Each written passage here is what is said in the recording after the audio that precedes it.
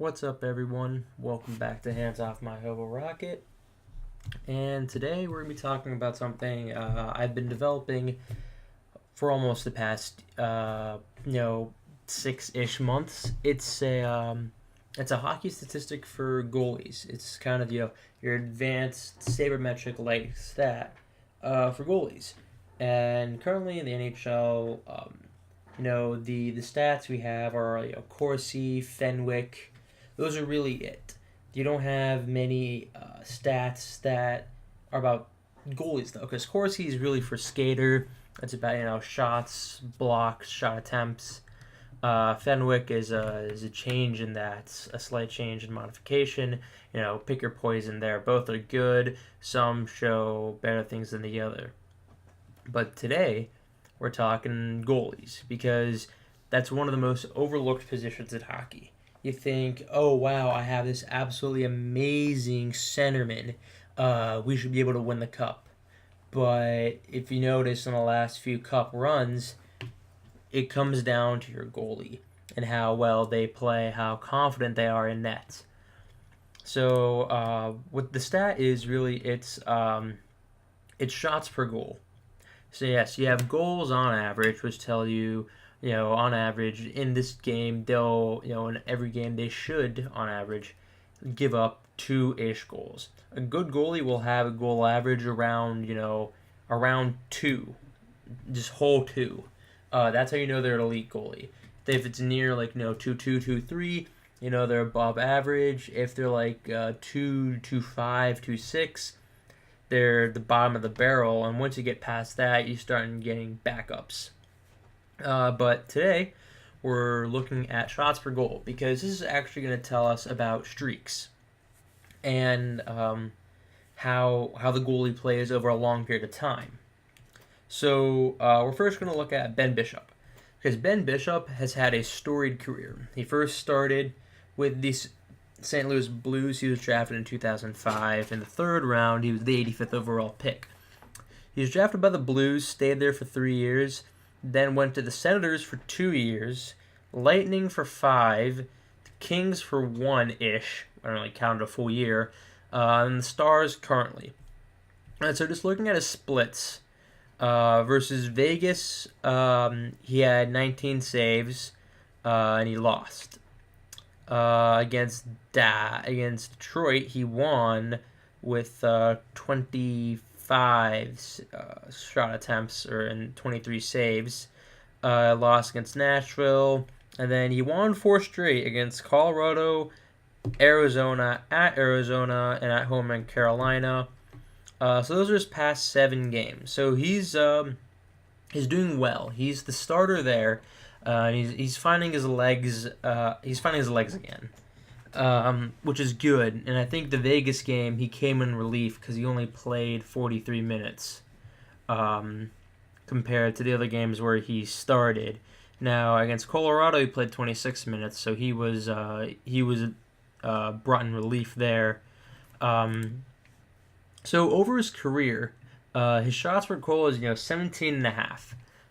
If we compare that to other goalies, like let's use Sergei Bobrovsky for example, he is currently what we say an elite goaltender, and Bobrovsky has 16.7, and Fleury, another elite goaltender, was at the All-Star game, 16.2, Holtby 18.3, Martin Jones 17.4, Henrik Lundqvist 18.1, and for how long Henrik Lundqvist has been playing, that's insane that he has an 18.1. And the data I used is from 2010 to 2016. I do not have current season data. I'm just using all last year's data. So this is over the career. And Matt Murray in his short career 18.3, Carey Price 17.7. He won the Hart, which is the league MVP as a goalie. Yeah, that means that goalie had an insanely good year. Carey Price is also, an elite goaltender playing on a subpar team. Jonathan Quick has been good all around his whole career, 17.8. Tuukka Rask, 18.09. Pekka Rinne, 16.8, which is kind of low thinking of how good Pekka Rinne has been. And Andrei Vasilevsky, in his very short career, is 16.16. So Ben Bishop ranks in the middle of those, even though he's having a slumpish year. So, when you look at it, if, so he should give up a goal every, let's say it's round up, 18 shots. Well, against Vegas, he didn't. He faced 19 shots and didn't give up a goal. So that's a good game for him. Against Dallas, he gave up 2 goals on 25 shots. So you can you can learn from that okay, one of those goals should not have happened. He's fine giving up 1 goal. There were 25 shot attempts against him. With 18, he should give up a goal. So there were 7-8 shots that he shouldn't have given up and given a goal in. So that's something you look at. So that probably should have been a 1-goal game instead of a 2-goal game. And the loss against Nashville, he faced 30 shots and he gave up 3 goals. He's supposed to if you give up 3 goals, he should have faced 54 shots. Instead, he faced 30. So that wasn't his best game. He should have given up 1 goal really. The second and third shouldn't have happened. He gave up 1 goal against Colorado on 23 shots, which makes sense. It's in that range. If you look at there's a perfect example. He had a shutout against Edmonton in relief. He faced 18 shots, 0 goals. Makes perfect sense because he's averaging 1 goal should be scored every 17 to 18 shots. There is good. He gave up 6 goals on 28 shots against Tampa Bay. That's a terrible night for him. He gave up 1 goal against Vancouver on 39 shots. Now that is an absolutely great night for him because he outperformed what he usually does. If he gives up 1 goal, he should face 18 shots. 2 goals should be 36 shots. But on 39 shots, which would be just a bit above 2 goals on average, he only gave up 1. So you see there, and that's a bounce back win also. That is a bounce back win. He started 2 or 3 days later after giving up 4 goals on 26 shots. So that's a bounce back win for him. So you can see from giving up 4 goals on 26 shots when he should really only have given up 1 goal that game based off of his career stats, he bounced back and he overperformed. So if a goalie performs on their shot per goal standard, they on average should win games because an NHL team usually puts up between 25 and 30 shots on an average offense versus average defense with any goalie in net. 25 to 30 shots is your bingo stat. Now you'll have games where a goalie will face 40 shots. Recently, Matt Murray, he faced 40 in his first game back. Those are anomalies, and if they perform well on that, they're right in sync. They're right where they need to be. If they're outperforming their shot per goal, they're getting hot. They're starting to find their rhythm. So that's with Ben Bishop. Ben Bishop, as you can see here, has not been getting hot. He doesn't have his legs underneath him yet, and he hasn't really had them underneath him since he got traded to the Kings. And then when he got dumped by the Kings to the Stars, he still hasn't refound his footing. And that could be due to injuries he's had or just lack of confidence ever since he moved from Tampa Bay. And when he played in Tampa Bay, he was absolutely amazing. And we can look at that. His splits when he played with Tampa Bay, I believe it was the 24. Let's just look at the 2014 game logs of the 2014-2015 season. Show his 16.7. Well, 2015 season, 19.172. That is his. That's his goal per shots per goal, and he just that's insane. If you're above 18.5, you're playing at an elite Vezina Trophy level. Braden Holtby's at 18 career wise. So that's what when he was young and when he was young and inexperienced. That includes his career wise stats. So when you're up above 18.3, 18.4, 18.5 in shots per goal, you are playing at an elite level. And Braden Holtby during the 2014-2015 season he was playing absolutely great. Let's see, how many shutouts did he have? I'm looking down here. One, two, three. That's the playoffs. My bad. One, two, three, four playoffs that whole year. And he started 62 games. That is a lot of games for a goalie to start. So he was playing well. Playing very well. That's 2014-2015 season, and his numbers show it. With a 19.12. 2016, the year he got traded, it was a 15.5. You're near replacement level. You know, on his average, like 2010, the first season I have him here. I think that was his second season with Tampa Bay, or maybe when he was still with Ottawa. 13.3.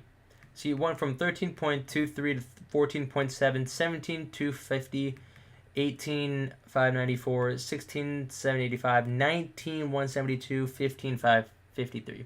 So he was on a steady increase from 2010, really to 2013. He was getting better, near to that elite level. In 2015, he was playing elite. 2013, my bad. 2014, he slumped. 2015, he rebounded. 2016, he slumped.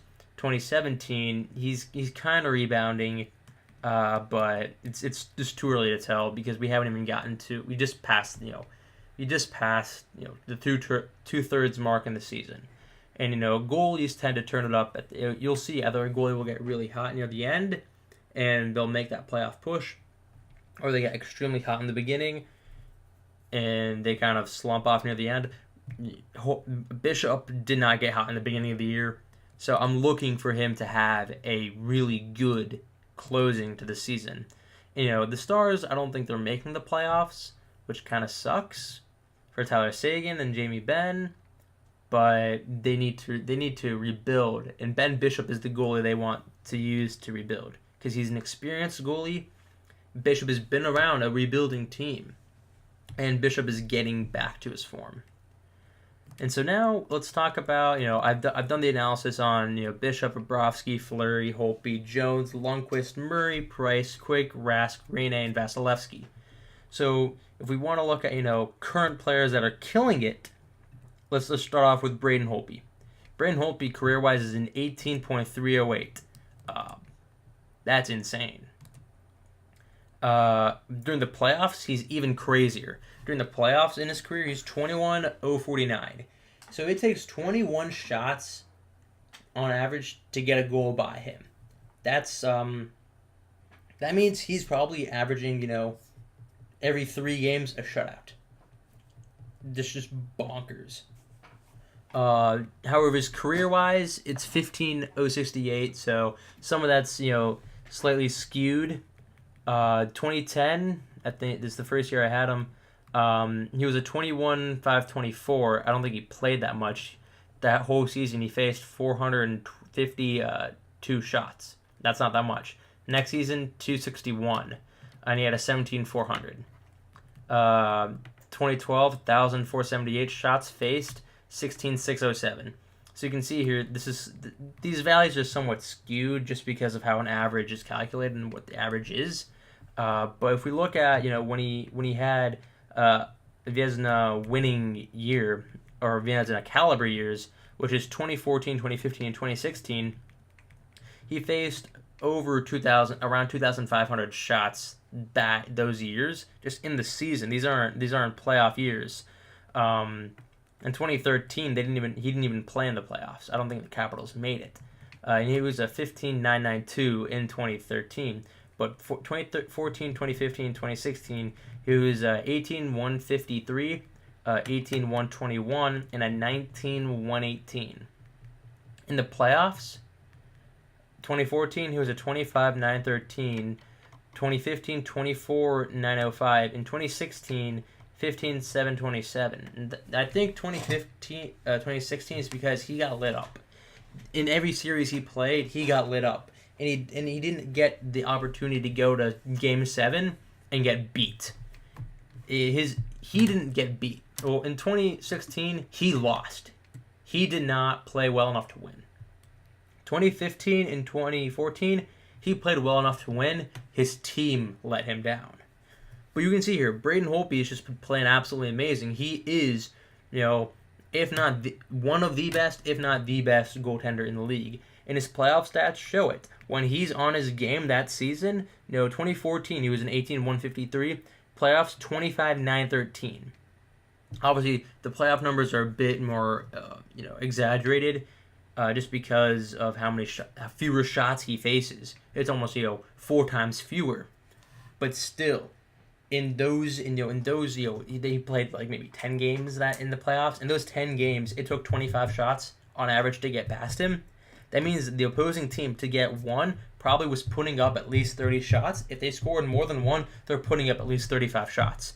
That means Braden Holtby is doing a good job of 1, protecting his net, and 2, keeping his team in the game.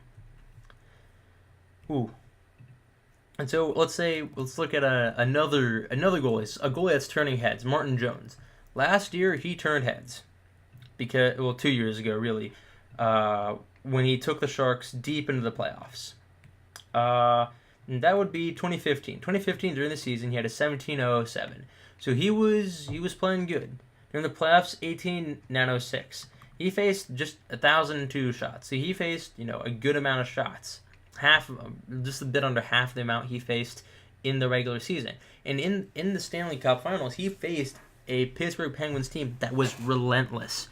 Their mantra was get pucks to the net, shoot, shoot, shoot, shoot. And so his numbers are slightly inflated, but averaging 18.9, let's say 19 shots per goal is still really good if you're a young goaltender like Martin Jones. Martin Jones is now, he wasn't even drafted. I don't think so. If we just look at his game logs, for example, he let up. Okay, so he hasn't been playing in his two most previous losses against Philadelphia and Los Angeles. He let up 4 goals on 30 and 29 shots.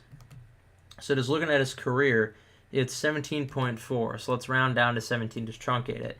He should have given up, 2, maybe 3 goals if we're being lenient. And his save percentage even shows that. His save percentage is in the 800s. That's unacceptable for a goalie of his stature and how he's played to have games where his save percentage is in the 800s. If you're in the 800s, you're losing. If you're like 920, you're doing good. If you're 930, 940, 950, 960, you're most probably going to win that game. He had a 939 save percentage on 33 shots, and he gave up 2 goals. That's perfectly fine. His offense let him down because with 33 shots, he's supposed to give up 2 goals. With 17.4, that's 34, 35 shots. Well, 33, slightly less. That's fine. His team lost that game for him. They did not put up enough offense for him. There are other games, that show that. So he's I think looking at it, he came in relief against Arizona. So in his last 3, he's lost 2. In his last 5, he's won 1 and lost 1 in shootout, and the other 3 in regulation. So Jones has been slumping just a bit, which makes sense because they have Aaron Dell behind him. Aaron Dell has been getting a lot of starts, and I think Martin Jones is actually battling an injury problem. But then let's look at Henrik Lundqvist. He is probably the most tenured goalie out of all of them. Lundqvist is a great story. Drafted in the 7th round, 205th overall. Henrik Lundqvist has been compared to Marc-Andre Fleury. If we look at Marc-Andre Fleury, Fleury was drafted 2013 first round, 1st overall. Henrik Lundqvist, 7th round, 205th overall. Henrik Lundqvist has been a story because he's been absolutely crazy. When he was drafted so late in the 7th round and he's played so exceptionally well, it's just, you got to give it to him. The dude's a beast. He won the Vezina in 2011-2012, and his stats show that. that during that season, his shots per goal was 20.29. Next season, 18.8. Next season after that, 17.6. Rebounds to 18.0. Down to 17.5. His final 2016, 15.5. He just did not play well.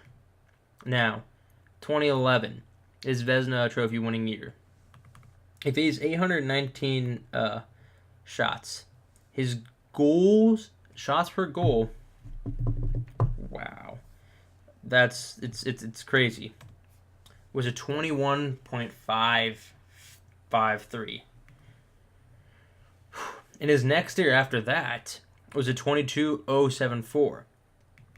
So Henrik Lundqvist has been playing absolutely crazy. He's been consistently good. He's consistently getting better. During his 2016 season, he may have fallen off just a bit. But in the playoffs, 2016 season, he fell off just a bit. In the playoffs, he got back to normal stature. He was 18.931. That's fine. 2015 playoffs, he had 10 shots per goal. That's because he faced the Penguins in the first round. And the Penguins destroyed him. And now let's look at Matt Murray. Matt Murray is a good story and a good person to look at because he has very, very acute numbers. There are not a lot of data on him, but enough data to make a good generalization, just because his playoff numbers are close to his regular season numbers. And he hasn't had much. You can see growth. You can see growth, and you can also see him receding, because in 2015 he faced 463 shots. He had an 18.520, and that's perfectly fine. The next season he had a 19.46. He gave up 17.5 shots per goal. So you can see them kind of receding back to where he should be. Now, yes, 2016 he did deal with some injuries. 2015 he came in late in the season. They just rode his hot hand. 2016 he was there with Fleury, and yes, when Fleury got hurt, he was there. When Murray got hurt, he was there. Fleury was there. That tandem was crazy, but he you can look at this.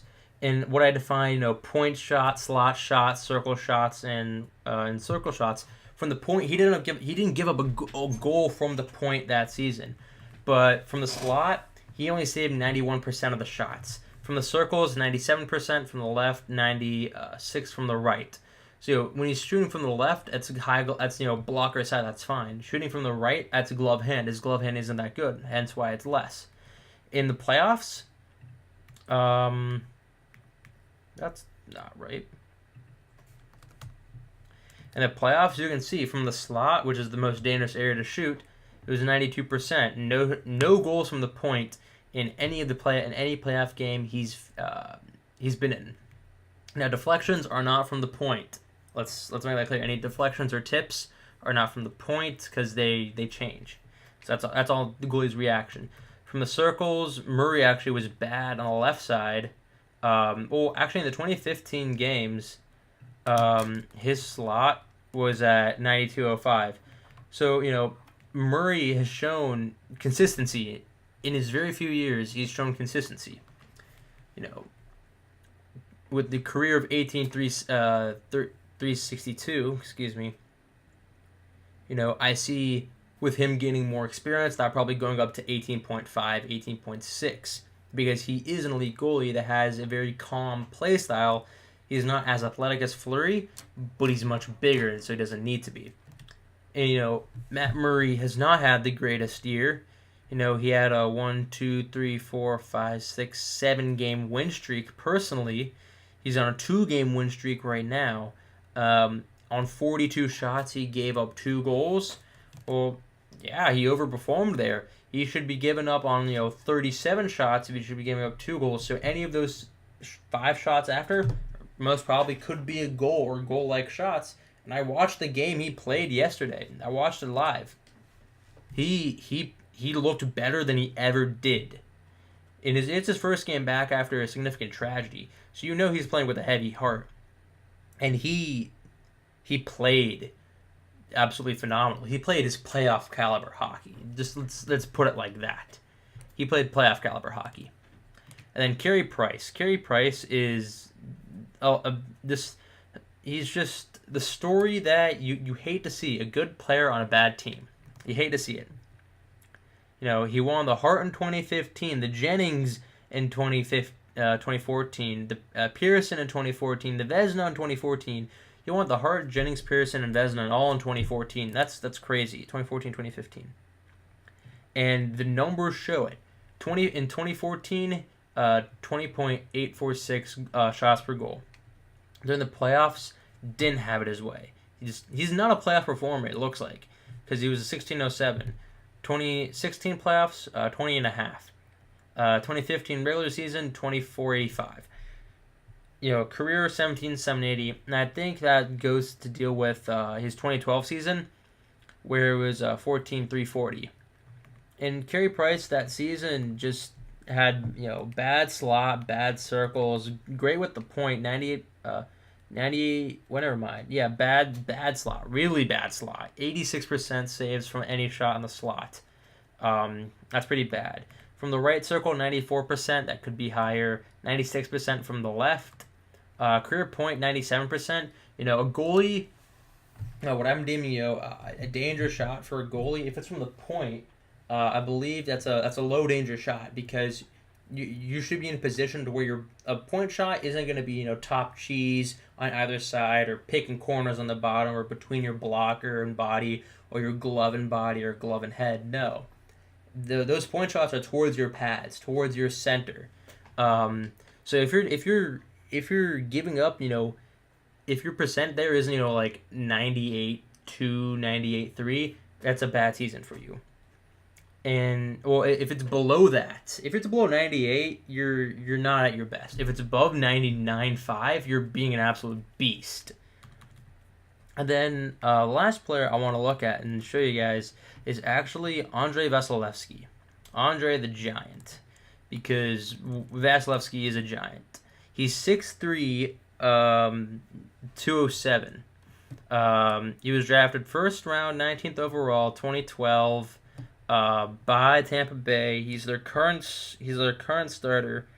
And if we look at actually who he played first for the Braden Wheat Kings, then Prince George Cougars, and then the Victoria Cougars.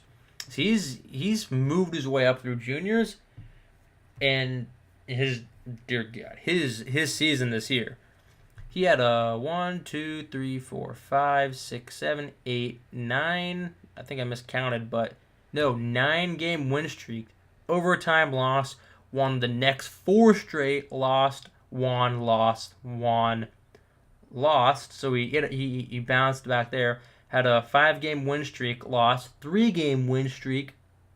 Not 3-game win streak, 5-game win streak. Right now he's just coming off a 3-game losing streak, with a recent win against Chicago. I believe before the All-Star break. He's yet to play. He played right after the All-Star break against Philadelphia with that win. But he's been absolutely crazy, and with his numbers, you can see his growth. If we had data for this season, you will be able to see his growth insanely. Because 2014, he faced 570 shots, so take this with a grain of salt. It was 16,765. He played because of goalie injuries to the starter and the backup. That's really why he played. 2015, he was mediocre backup, like fringe backup. And it was a 15,552. And he played once again when goalies got hurt. 2016, he was the backup and he turned to the starter. He had backup-like numbers, 16,205. And you can really see when he was a starter in the 2015 playoffs, he had fringe starter numbers, 17,850. He only played like 6 games. He played 7 games. That's it. That's all he played. To have a 17,850 against the Stanley Cup winning Penguins, that's really good. That's really good. Because he played very well. 2016, his team didn't make the playoffs. That's because they traded Ben Bishop away. But yeah, that's the shot per goal stat, and I think it's a really important stat because it allows goals against average is good because it shows you on average, but shots per goal allows you to kind of look at streaks because with goals against average you can say, okay, in this game span, oh, he should still give up this amount. But if you look at, okay, if he faces 300 shots in 10 games, that's 30 shots per game. How many should they win? I believe that's more accurate than if you look at goals against average over 10 games. Because that means over 10 games, let's say you have a goals against average of 2.5. Over 10 games, you're giving up 25 goals. That does, in my mind, that doesn't deem you to win because that means you're giving up at least 2 goals a game. That's you're not going to win that. You need to give up 1 goal a game sometimes. And so, now, with enough NHL talk, let's talk about some trade rumors. First, in the MLB, let's see, D-backs are to sign Alex Avila, which is good for them. Let's see. Most recently today, the Yankees have signed David Hale to a minor league contract. Avila was supposed to sign a 2-year, $8.25 million contract, which is good for them. And then, let's see, the Pirates acquired Josh Smoker today for Daniel Zamora and cash. So the Pirates are apparently trying to bolster their left-handed pitching in the minor league. Mookie Betts wins his arbitration case against the Red Sox today. And then Blue Jays and Brett Anderson have mutual interests, so they're talking about that. They're looking for catcher help because they have Luke Maile, who's the backup to Russell Martin, but Martin could be gone anytime soon to a contender since he's actually a pretty good one. So they need Maile and they need a backup for Maile, which makes sense.